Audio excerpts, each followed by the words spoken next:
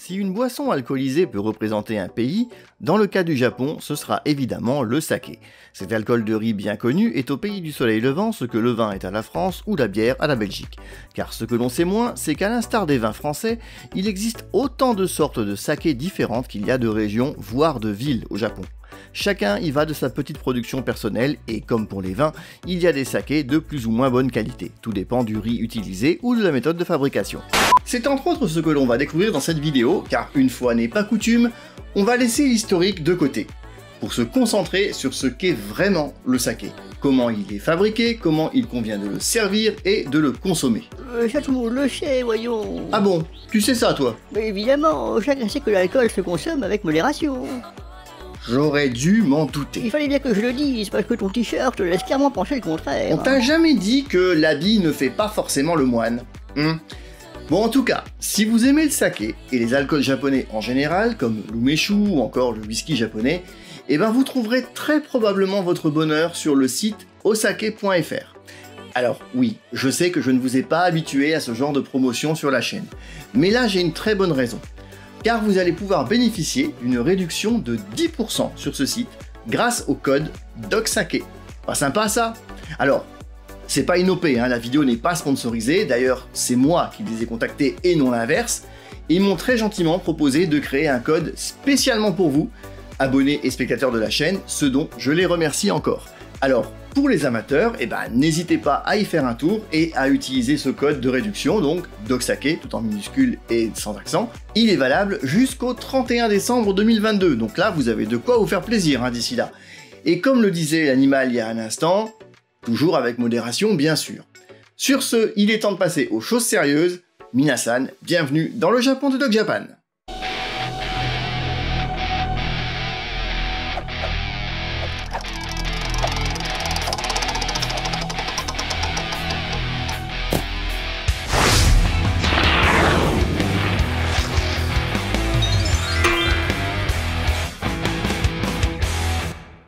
Le saké existe au Japon depuis 2500 ans environ. C'est une boisson alcoolisée élaborée à partir d'eau de source, de levure et de riz cuit dont le degré d'alcool varie généralement entre 14 et 18 degrés.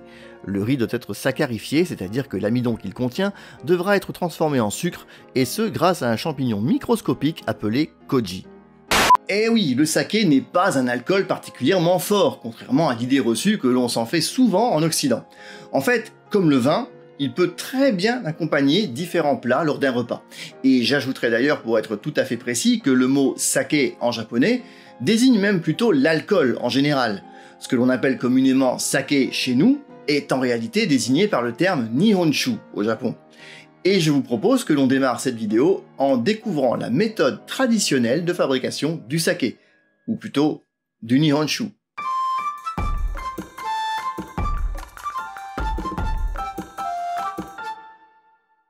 Tout commence en effet par l'élément de base, le riz, même si bien entendu il y a d'autres ingrédients indispensables qui sont l'eau, la levure, le koji. Ça va sans dire, et pour ça on peut faire confiance aux artisans japonais. Mais le choix du riz est primordial. Plus il sera de bonne qualité, meilleur sera le saké. En Asie, on trouve principalement une espèce de riz appelée Oryza sativa. C'est d'ailleurs la plus répandue dans le monde. On y trouve plusieurs sous-espèces et sous-groupes qu'on ne va pas détailler ici. J'imagine que vous vous doutez bien qu'on ne fabrique pas du saké avec du riz basmati ou du riz thaï, par exemple. On va pas s'attarder sur les détails et examiner chaque espèce de grain de riz au microscope, rassurez-vous. Donc, le meilleur riz s'appelle Yamada Nishiki et on le trouve dans la préfecture de Hyogo, c'est-à-dire la région de Kobe principalement. Une fois arrivé à la brasserie, ce riz doit être tout d'abord parfaitement poli. Ça doit pas être un problème, ça. J'ai peur de comprendre ce qui te fait dire ça, mais vas-y. Eh bien, les Japonais sont extrêmement polis, donc j'imagine que c'est pareil pour le riz. J'avais raison d'avoir peur. Tu sors. Mais... Y a pas de mais, tu sors. Bon, très bien, mais je reviendrai. Le polissage du riz est capital pour la qualité du futur saké. En effet, plus les grains sont polis, plus on obtiendra un saké fin et complexe. Ce polissage, qu'on appelle semai boai en japonais, le mot semai signifiant généralement étroit, peut varier entre 35 et 75% du grain initial. Ce polissage se fait originellement à la main, mais selon les brasseries, il peut aujourd'hui se faire également de manière automatisée. Après le polissage, il reste une sorte de poudre blanche sur les grains de riz. Il faut donc les nettoyer et pour ce faire, on les trempe alors dans de l'eau de source. Par contre, il faut faire très attention à la durée de ce trempage, car plus le riz est poli, et plus il a tendance à absorber l'eau très rapidement. Ainsi nettoyé, le riz est prêt à être cuit. Cette cuisson doit le préparer à la fermentation qui constitue l'étape suivante. Le riz est ainsi cuit pendant 40 à 90 minutes, puis laissé refroidir, soit à l'air libre, soit de manière mécanique. Mais avant la fermentation, il doit être saccharifié. Souvenez-vous, j'en ai parlé en introduction, c'est l'opération qui consiste à transformer l'amidon en sucre. En réalité, c'est un peu plus complexe que ça, et j'espère que les puristes me pardonneront, mais j'ai pas envie de vous saouler non plus. En tout cas, pas avant de passer à la dégustation du saké définitif. Le processus de saccharification se fait grâce au koji, ce champignon microscopique qui est en fait une sorte de moisissure qui permet de développer les enzymes nécessaires à l'opération. Cela prend 2 jours et 2 nuits. Le riz est étalé sur ce que l'on appelle des tokos avant d'être ensemencé de koji. Le tout dans une température ambiante de 30 degrés. Le riz est ensuite mélangé régulièrement pour favoriser la propagation des enzymes. Tout cela peut bien entendu être mécanisé, et c'est le cas pour la production des sakés ordinaires. Mais pour les sakés de qualité supérieure, ça se fait encore et toujours à la main. En parallèle, on prépare ce que l'on appelle le mou d'amorçage. Excusez-moi, quelqu'un a parlé de mou, c'est l'heure de passer à la table? Voilà toi. Et évidemment, t'as encore tout compris de travers. Le mou est la mixture que l'on obtient par exemple quand on presse le raisin pour faire du vin. C'est le point de départ qui va permettre ensuite la fermentation pour obtenir de l'alcool. Ça s'écrit M-O-U, accent circonflexe, T. Rien à voir avec du mou pour les chats. Ah zut, j'ai été eu. Le mou est préparé en mélangeant du koji avec de l'eau, du riz et des levures. On le laisse ensuite fermenter 2 semaines pour obtenir une forte concentration en levure. Grâce à ce mou, on peut ensuite préparer le moroni, c'est-à-dire le riz qui va fermenter. Cela se passe dans de grandes cuves pouvant contenir entre 1 et 10 tonnes de riz. La préparation s'étale sur 4 jours. Le premier jour, on y verse 1/6 de la quantité totale de riz ensemencé au koji, ainsi que le fameux mou d'amorçage. Le deuxième jour, on ne touche à rien. Le troisième jour, on verse 2 autres 6e du riz, autrement dit 1/3, et enfin le reste, c'est-à-dire 3/6 ou la moitié de la quantité totale de riz, est versé le 4e jour. Le moroni ainsi obtenu va alors fermenter durant 18 à 32 jours. Après la fermentation, il faut se débarrasser de tous les résidus de riz pour obtenir le précieux nectar, qui doit être bien entendu clair et limpide, comme de l'eau de roche si je puis dire. Pour cela, on verse le moroni dans une presse appelée yabuta. On obtient ainsi un premier saké dont le taux d'alcool est d'environ 20%. Il est ensuite filtré plusieurs fois jusqu'à obtenir le fameux liquide clair. Le processus n'est cependant pas tout à fait terminé, puisqu'il faut ensuite que le saké soit pasteurisé à une température de 65 degrés. Ceci dans le but de le stériliser et d'éliminer les enzymes en surplus. Le taux d'alcool à l'issue de la pasteurisation étant encore trop élevé, les brasseurs y ajoutent un peu d'eau afin de réduire le taux d'alcool jusqu'à 15% environ avant de passer à la mise en bouteille. Pourtant, avant de le consommer, il faut encore le laisser reposer 6 à 12 mois pour permettre à ses arômes de s'affiner. Sacré processus, hein. On n'imagine jamais vraiment tout le temps et le travail nécessaire pour obtenir les choses que l'on consomme. Bon, avec modération, bien sûr, hein, comme le disait l'autre en début de vidéo là. À présent, vous savez d'où vient le saké, mais ne partez pas tout de suite, parce que si c'est là la méthode de base pour obtenir du saké, il y a bien sûr des variantes et des subtilités dont je n'ai pas parlé pour ne pas alourdir la vidéo. Et ces variantes font qu'il existe différentes catégories de saké, ce que l'on va voir maintenant.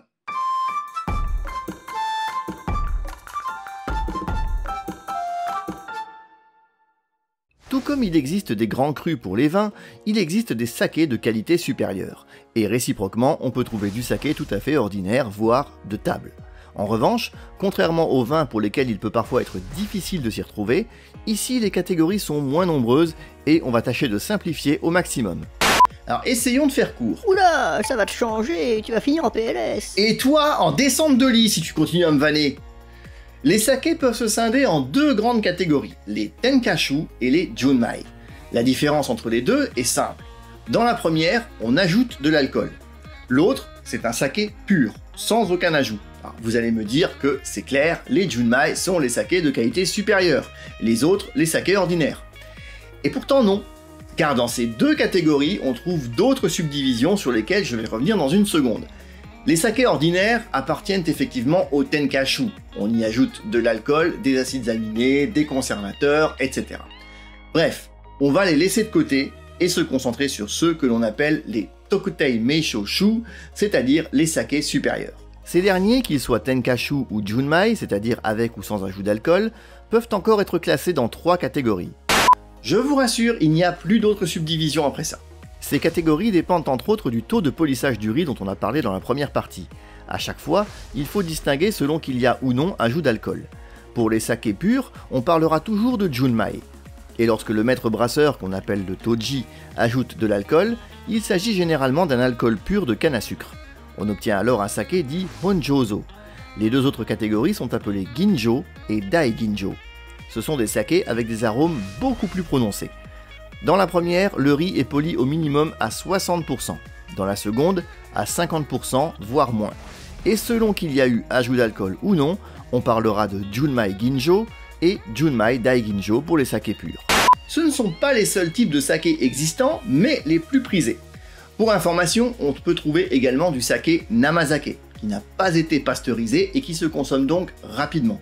Ou encore du saké nigori, qui lui n'a pas été filtré. Il a donc une couleur blanchâtre. Et enfin, il existe aussi un saké effervescent, qui peut être obtenu selon différentes techniques, dont certaines rappellent la méthode champenoise. Donc oui, il existe du saké gazeux. Mais revenons au saké de qualité supérieure, et n'oublions pas qu'on est au Japon. Ça ne devrait donc pas trop vous surprendre si je vous dis qu'il existe un véritable cérémonial pour le boire.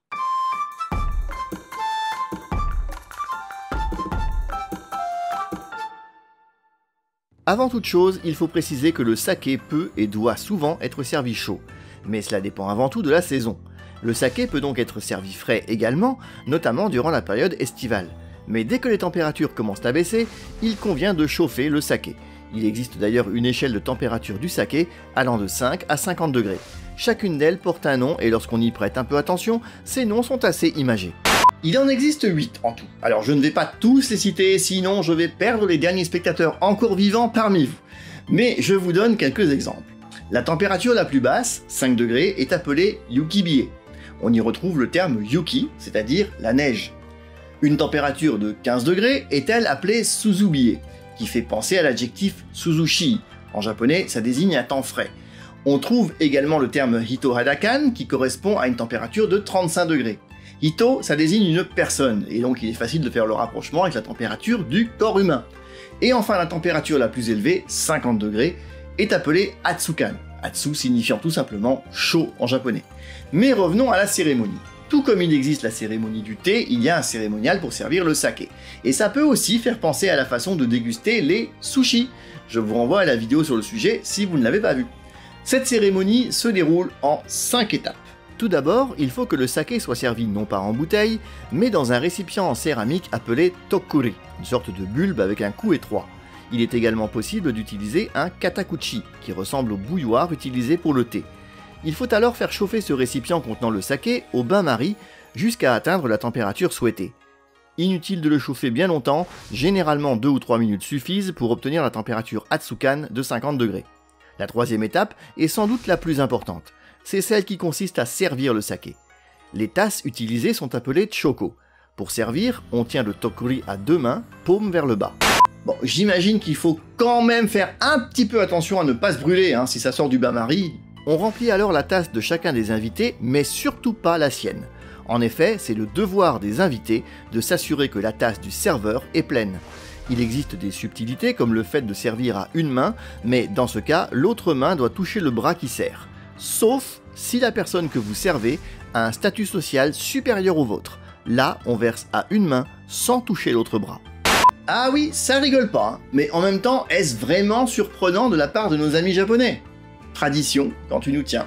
Il en va de même pour les invités qui se font servir. Il convient en effet de tenir la tasse vers le haut, en enroulant sa main autour et en la laissant reposer sur son autre main. Là encore, exception si la personne qui sert a un statut inférieur au vôtre, vous tenez la tasse à une main. Il ne reste plus qu'une étape, trinquer. Mais là encore, il y a une règle à respecter liée aux statuts sociaux. Et oui, même pour trinquer. Donc si vous avez face à vous une personne d'un statut plus élevé, le bord de votre tasse devra se trouver au-dessous du sien au moment de dire Kanpai. Alors, je conçois que ces histoires de statut social peuvent peut-être surprendre, voire choquer certains d'entre vous. Mais il faut savoir qu'en général, c'est surtout valable entre patrons et salariés. Alors oui, je sais, c'est pas une raison, mais même si on n'est pas d'accord avec certaines traditions, elles font malgré tout partie de ce pourquoi on apprécie le Japon. Et histoire de ne pas finir là-dessus, je vous propose une dernière partie dans laquelle je vais juste passer en revue quelques sakés à découvrir.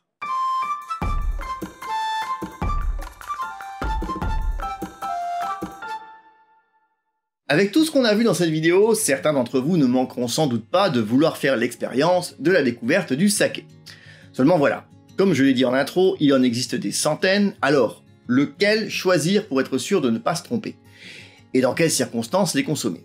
Je vais donc rapidement vous en présenter quelques-uns, recommandés par des spécialistes, pour vous permettre de vous y retrouver.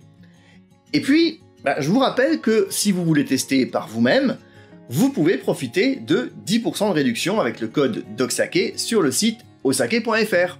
Alors, pour démarrer, on commence par du Isake, un saké de grande qualité de type Junmai Ginjo, parfait pour découvrir le breuvage. Il est produit par la brasserie Tatsuma Honke dans la préfecture de Hyogo, et il peut être consommé aussi bien en apéritif que tout au long du repas, que celui-ci soit japonais ou français, peu importe. Dans une catégorie supérieure, on a le Hanagaki Okudaru. Sa particularité est d'être vieilli en fût de chêne, ce qui est exceptionnel parce que le saké ne fait généralement pas bon ménage avec ce type de bois. En général, il est vieilli dans des fûts de cèdre. Mais ici, son maître brasseur, Nambu-san, de la préfecture de Fukui, est parvenu à relever ce défi pour obtenir un résultat de très grande qualité, un véritable grand cru de saké à consommer chambré, de préférence entre 12 et 15 degrés. Par contre, attention, il s'agit d'une édition limitée. Pas plus de 3000 bouteilles sont produites chaque année et les acheteurs sont triés sur le volet. Enfin, je citerai pour terminer le saké Konotori, un des meilleurs Junmai Daiginjo du Japon. Alors il faut préciser qu'il s'agit là du label blanc, parce qu'il existe également une version Junmai Ginjo appelée label jaune. Et pour la petite histoire, Konotori signifie cigogne en japonais.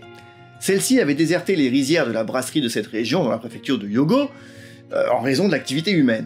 Du coup, le maître brasseur, M. Tajime, a tout fait pour passer à l'agriculture biologique et reboiser les forêts alentours, ce qui a eu pour effet de faire revenir les cigognes, et c'est ainsi qu'il a décidé de nommer cette gamme de saké Konotori. Ces différents sakés, à l'exception du Isake toutefois, vous pourrez les trouver, parmi d'autres bien sûr, dans le catalogue proposé par osake.fr, alors n'hésitez pas. Merci à toutes celles et ceux qui ont regardé la vidéo jusqu'ici, j'espère que ça vous a plu et que vous avez appris des choses. Une fois n'est pas coutume, j'adresse un petit message perso à une amie qui se reconnaîtra et sans qui cette vidéo n'aurait pas été aussi bien documentée. Merci beaucoup à toi. Comme d'habitude, n'hésitez pas à liker, commenter et partager la vidéo autour de vous pour faire découvrir la chaîne au plus grand nombre. Pensez à activer la cloche pour recevoir les notifications et abonnez-vous à la chaîne si c'est pas encore fait. Quant à nous, on se retrouve bientôt pour une nouvelle vidéo qui aura un bon parfum d'été parce qu'on va parler Matsuri, autrement dit festival. Donc ne la manquez pas. Et d'ici là, continuez d'aimer le Japon. Matane!